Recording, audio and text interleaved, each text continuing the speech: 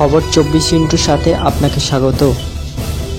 নতুন নতুন খবর জানার জন্য আমাদের চ্যানেলে চোখ রাখুন।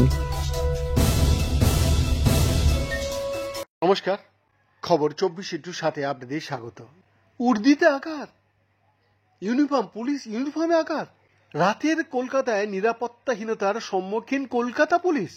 গতকাল মানে শনিবার নর্থপোর্ট থানা এলাকায় হামলার মুখে পড়েন একজন কর্তব্যরত সাব ইন্সপেক্টর পদমর্যাদার পুলিশ অফিসার ও এক কনস্টেবল। ধারালো অস্ত্র নিয়ে আক্রমণ করা হয় তাদের ওপর, ঝরে রক্ত। পুলিশ সূত্রে জানা গিয়েছে এই ঘটনায় গুরুতরভাবে আহত হয়েছেন কর্মরত সাব ইন্সপেক্টর পার্থ চাঁদ। ইতিমধ্যেই কলকাতা মেডিকেল কলেজ ও হাসপাতালে ভর্তি করা হয়েছে তাকে। আঘাত পেয়েছেন সেই সাব ইন্সপেক্টরের সঙ্গে থাকা কনস্টেবল শুভেন্দু মাঝিও। তিনি আপাতত মেডিকেল কলেজেও চিকিৎসারত।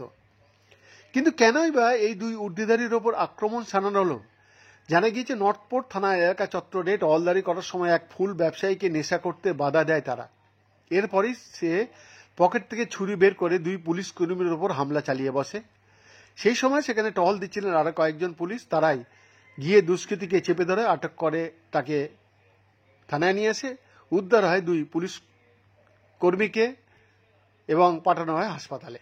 এই ঘটনায় নর্থপোর্ট থানার তরফে বিবৃতি জারি করা হয়েছে। তাতে বলা হয়েছে সন্ধ্যে 8:30 নাগাদ এই হামলার শিকার হন দুই পুলিশ কর্মী। আটক ব্যক্তি একজন ফুল ব্যবসায়ী, নাম সুলতান।